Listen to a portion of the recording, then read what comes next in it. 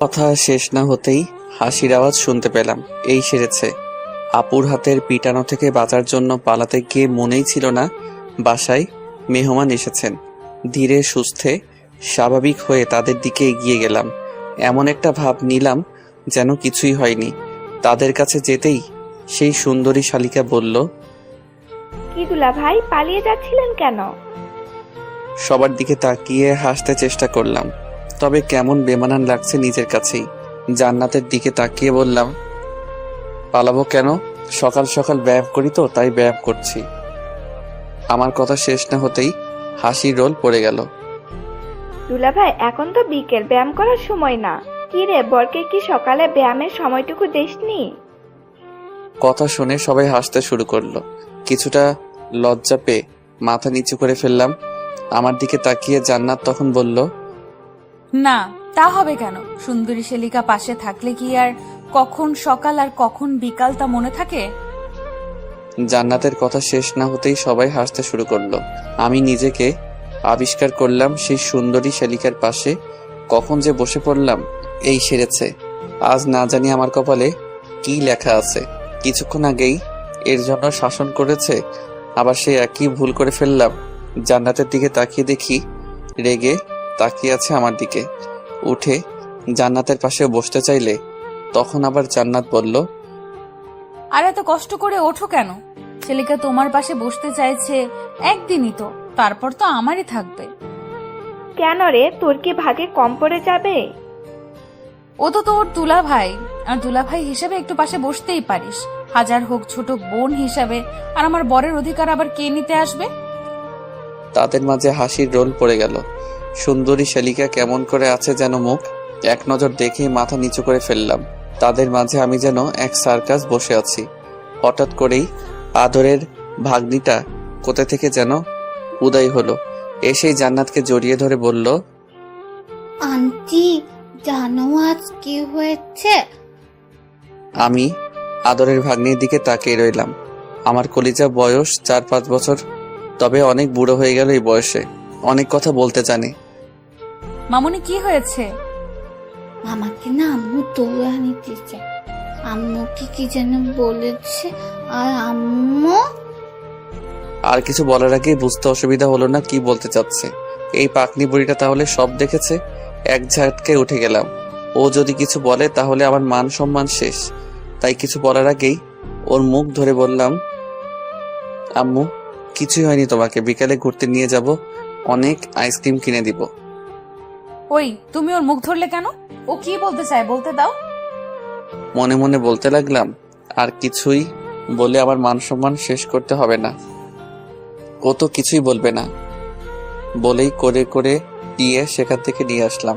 পাকনি বুড়িটা মুখ থেকে একবার হাত ফুসকে যাবার পর বলতে লাগলো, না, আমি বলবো, আমাকে ছেড়ে দাও মামা। আর কিছু বলতে না দিয়ে আইসক্রিমের লোভ দেখিয়ে নিয়ে আসলাম। সেই যাত্রায় বেঁচে গেলাম। বিকেল বেলায় জান্নাত আর তার বান্ধবীদের নিয়ে ঘুরতে বের হলাম। এই এলাকায় আব্বুকে সবাই সম্মান করেন। আমাদের পরিবারের সবাইকে চিনেন। যে কোনো বিপদে আব্বু তাদের বিপদে এগিয়ে আসেন। রাস্তা দিয়ে হাঁটার সময় জান্নাতের পাশে সবসময় আদরে ছোট্ট আম্মু, আপু আর অপরিচিতের বান্ধবীর মনে। আমি আর জান্নাত পিছনে পিছনে হাঁটছি, দুজনেই চুপচাপ। কারো মুখে কোনো কথা নেই। অনেকবার কথা বলতে গিয়েও কিছু বলতে পারিনি। আবার যদি কিছু মনে করে আর কি বলবো সেটাই ভেবে পাচ্ছি না। হঠাৎ জান্নাত দাঁড়িয়ে যায়। জান্নাত দাঁড়িয়ে যাওয়ার পর আমিও সাথে সাথে দাঁড়িয়ে যাই। জান্নাতের দিকে তাকিয়ে এই প্রথম বললাম, কি হলো, দাঁড়িয়ে পড়লেন যে? আমি কি কোনো মূর্তির সাথে হাঁটছি যে কোনো কথা বলতে জানে না? সারাটি রাস্তায় একটা কথাও বলেনি। আর আমার হাত কি এতই নোংরা যে ধরা যাবে না? না দেখতে এতটাই বাজে? কথাগুলো শুনে জান্নাতের চোখের দিকে তাকিয়ে দেখি পানি জমে আছে, যেন হয়তো অভিমান করে আছে। কোনো কিছু না ভেবেই সরাসরি হাত ধরে ফেললাম। জান্নাতের ঠোঁটের কিনারায় হাসি ফুটে উঠল মুহূর্তেই। জান্নাতের হাত ধরতে না ধরতে হঠাৎ পাকনা বুড়িটা চিৎকার দিয়ে বলল, আম্মু দেখো, মামা হাত ধরেছে আন্টি। আমাকে ছাড়া কারো হাত ধরতে দেব না। আমার হাত ধরনি কেন? কথাগুলো বলেই আপুর হাত থেকে ছুটে এসে হাত ছাড়িয়ে নিল জান্নাতের। সবাই আমাদের দিকে তাকিয়ে মুচকি মুচকি হাসতে শুরু করলো। আপু অনেক বুঝিয়ে কিছু বলতে পারলো না। অজ্ঞতা এক হাত জান্নাতকে ধরে অন্য হাতে মামুনিকে ধরলাম। জান্নাত আমার দিকে তাকিয়ে মুচকি মুচকি হাসতে শুরু করলো। সারা রাস্তায় দুষ্টুমি করে আসলো মামুনি। একবার এ হাত ধরে, আবার একটু পর অন্য হাত ধরে। জান্নাত তার কাণ্ড দেখে হাসতে থাকে। সন্ধ্যার দিকে বাসায় ফিরে ফ্রেশ হলাম। জান্নাতের বান্ধবীরা চলে যায়। রাতে খাওয়া দাওয়া শেষ করে ঘুমাতে গেলাম। বিছানায় উঠতে না বসতেই জান্নাত বলল, কি, আপনি উপরে কেন? সোফায় গিয়ে ঘুমান। মানে সোফায় কেন ঘুমাবো? আমি তো আমি তো কি? ও, হাত ধরতে দিলাম বলেই কি এইখানে ঘুমাতে হবে? সোফায় গিয়ে ঘুমান। আর রাস্তা দিয়ে আসার সময় এত এদিক ওদিক তাকাতে হয় কেন? আমি আবার কখন তাকালাম? ও, মনে করেছেন আমি কিছু দেখিনি? রাস্তার ওই পাশের বাড়ির দিকে তাকিয়েছিলেন কেন? জান্নাতের কথা শুনে অবাক হয়ে তাকিয়ে রইলাম ওর মুখের দিকে। আশ্চর্য, মেয়েটি আমার দিকে সবসময় নজর রাখে নাকি আমি কখন কি করি? আজব তো, ওই বাড়ির দিকে তাকানোর সাথে কি সম্পর্ক আছে যে আমি বিছানায় ঘুমাতে পারবো না, আমাকে সোফায় ঘুমাতে হবে? আমি পারবো না সোফায় ঘুমাতে, অনেক ঘুম পাচ্ছে, আমি এখানেই ঘুমাবো। বিছানায় উঠতে উঠতে কথাগুলো বললাম জান্নাতকে। হঠাৎ পিছন থেকে পায়ে টান দিয়ে ধরে আমাকে নিচে ফেলে দিতে চেষ্টা করলো। জান্নাতের এমন আচরণে অবাক না হয়ে পারলাম না। জান্নাতের দিকে তাকাতেই দেখতে পেলাম রাগের কারণে চেহারায় মুখের আবাটুকু আরো আকর্ষণীয় হয়ে উঠেছে। অনেক সুন্দর দেখাচ্ছে। অপরূপভাবে তাকিয়ে জান্নাতের সেই রূপটুকু দেখতে লাগলাম।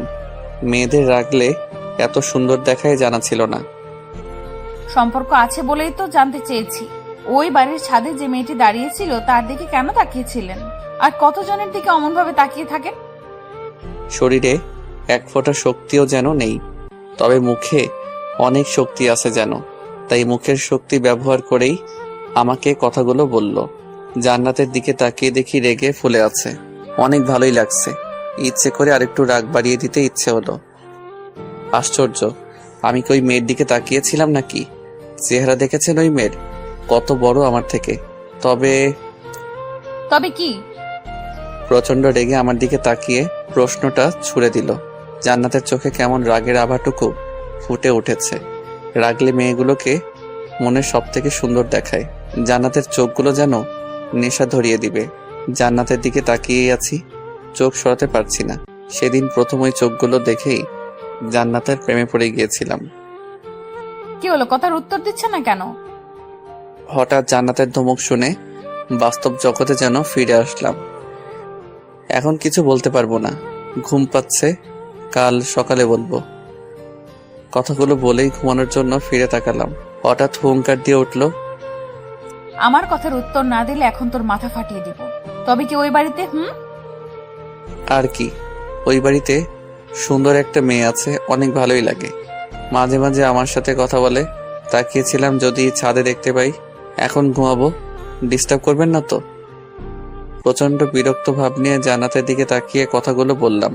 আমার কথা শুনে জান্নাত কেমন জানি চুপ হয়ে গেল। কোনো সারা শব্দ পাচ্ছি না। মনের মাঝে কেমন সন্দেহ হলো। এই কয়েক ঘন্টায় ওকে যতটুকু জেনেছি ও চুপচাপ থাকার মেয়ে না। তাহলে কি মজা করতে গিয়ে বেশি কিছু বলে ফেললাম? জান্নাতকে এক নজর দেখার জন্য বালিশ থেকে মাথা উঠালাম। তখন জান্নাতকে দেখে আমার পানি তৃষ্ণা পেয়ে গেল। জান্নাত টেবিল থেকে সেই কলমদানি একবার হাতে নিল। আবার কি মনে কলমদানি রেখে পাশে আপেল কাটার জন্য ছুরি রেখেছিলাম, কি মনে করে সেই ছুরিটা হাতে নিল।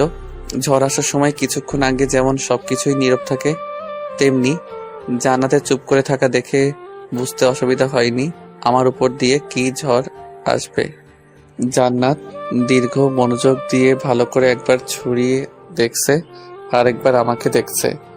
অবস্থা দেখি সুবিধার না, তাই এক ঝটকায় উঠে দরজার দিকে দৌড় দিলাম। জান্নাত আবার কখন কি করে বসে। কোনো রকমের রুম থেকে বের হয়েই সোজা আপুর রুমে এসে হাজির।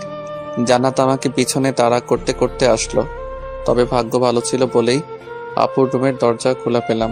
কোনো রকমের ভিতরে ঢুকেই দরজা লাগিয়ে দিলাম। ওই দরজা লাগিয়ে দিলি কেন? আর এমন ভাবে দৌড়ে আসলি কেন? আমাকে দেখে আপু কথাগুলো বলল। একটু দম নিয়ে আপুকে বলতে যাব, তার আগেই জান্নাত আপুকে ডাকছে। আপু আমাকে কয়েকবার দরজা খুলে দিতে বলে। এদিকে হাঁপিয়ে উঠে